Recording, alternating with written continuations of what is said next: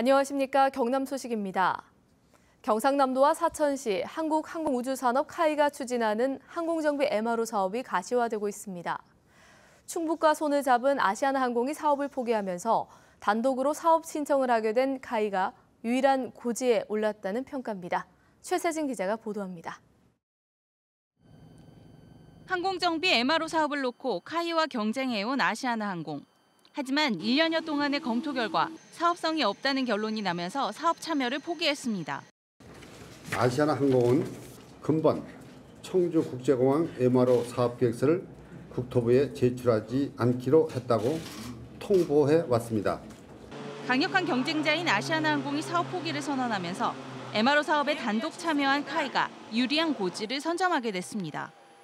지난 7월 국토교통부에 단독으로 사업 계획서를 제출한 카이는 지난달 19일 국토부의 보완 지시도 완료했습니다. 국토부는 앞으로 평가위원회의 현장 실사를 거쳐 80점 이상이면 기재부의 예비타당성 조사를 의뢰하게 됩니다. 기재부의 예비타당성 조사까지 통과하게 되면 카이는 MRO 사업자로 지정돼 국비 지원을 받게 됩니다. 사천시는 MRO 사업단지 기본계획 수립 용역을 발주하는 등 본격적인 준비에 착수했습니다. 이미 금년에 86억 원의 예산을 확보해 놓고 있습니다. 그래서 금년 하반기에 부지 조성을 위한 용역 착수하고 그리고 부지 매입에 착수하도록 현재 준비 중에 있습니다. 국토부 평가위원회의 평가는 이달 안에 나올 예정이어서 이번 평가 결과가 MRO 사업 유치의 분수령이 될 전망입니다. KBS 뉴스 최세진입니다. 홍준표 경남지사가 이번 달 정치자금법 1심 선고와 주민소원 투표 발의 여부 결정을 앞두고 있습니다. 두 가지 결과에 따라 본인의 대선 도전은 물론 도정에도 최대 변수가 될 것으로 보입니다. 진정훈 기자의 보도입니다. 홍준표 경남지사가 오는 8일 서울중앙지법에서 성완종 리스트와 관련해 1억 원의 정치자금을 받았는지 1심 선고재판을 받습니다. 검찰은 앞서 징역 2년과 추징금 1억 원을 구형했습니다. 검찰은 홍 지사가 돈을 받지 않았다는 합리적 소명이 이뤄지지 않았다며 비교적 무거운 형량을 구형했습니다. 그러나 홍 지사 측은 돈 전달자인 윤승모 씨의 진술에 일관성이 없고 배달 사고라며 무죄를 주장하고 있습니다.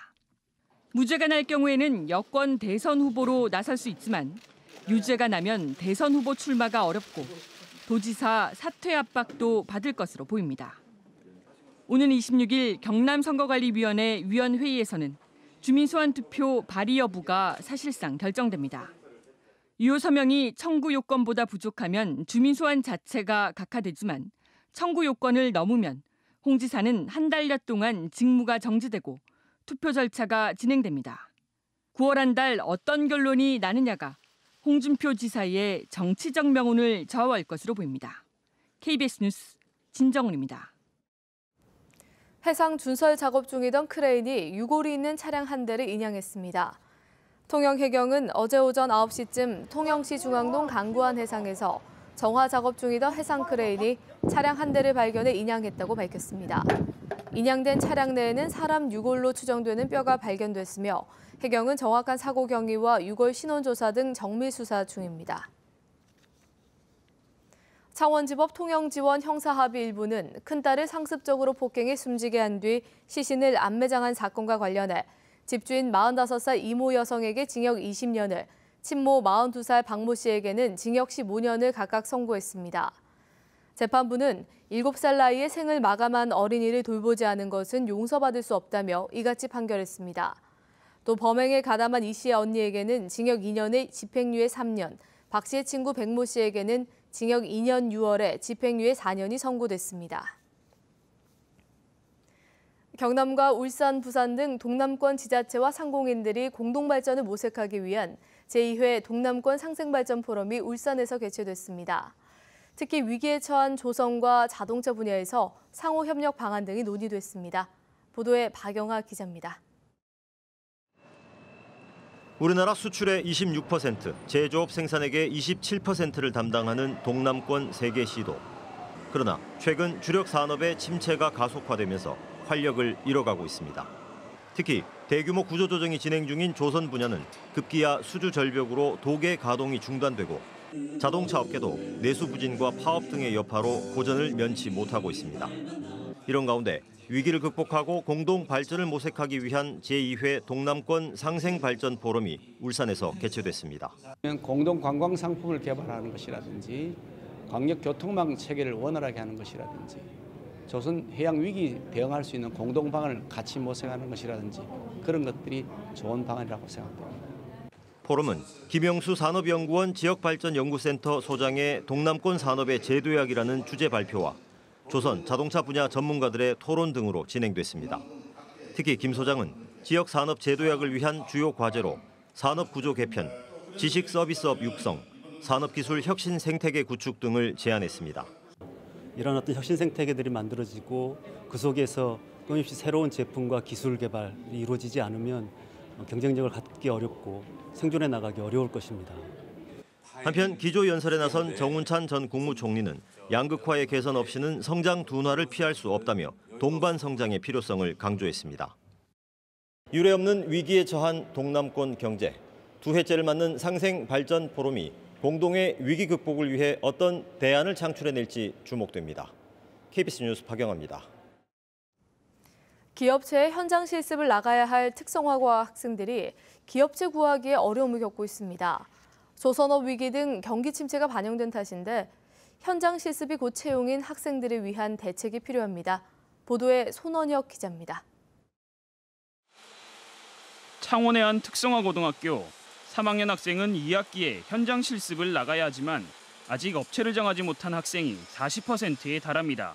기업 면접까지 마치고 현장 실습이 예정됐다가 회사 사정으로 취소되기도 합니다.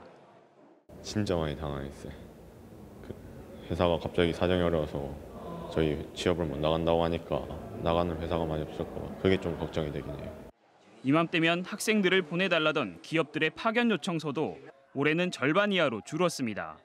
특성화고 학생에게 현장 실습은 곧 채용 약속과 마찬가지 채용 여력이 없어진 기업들이 소극적으로 변한 겁니다. 학교에서 파견 요청서를 하면은 파견 요청하는 인원이 많았는데 올해는 절반 이하로 파견 요청하는 인원 회사가 많이 줄어들었습니다. 또 다른 이 학교는 대형 조선소 관계사에 100명을 보낼 때도 있었지만 지난해 40명으로 준 뒤 지금은 20명에 머물렀습니다. 지난해 창원공단 기업에 200명을 취업시켰는데 올해는 현장 실습이 4분의 1 수준으로 줄었습니다. 어려움을 겪는 건 어느 학교나 마찬가지입니다. 이러다 보니 교사들이 일일이 기업체를 방문해 현장 실습과 채용 요청에 나서고 있습니다. 발굴을 하고 직접 두 발로 뛰어서 회사를 찾아서 가서 인원을 갖다가 확보해 오는 그런 실정입니다. 경남의 특성화고 34곳에 졸업을 앞둔 학생은 6천여 명. 조선과 기계산업 부진 속에 특성화고 학생 취업에도 한파가 몰아치고 있습니다. KBS 뉴스 손원혁입니다.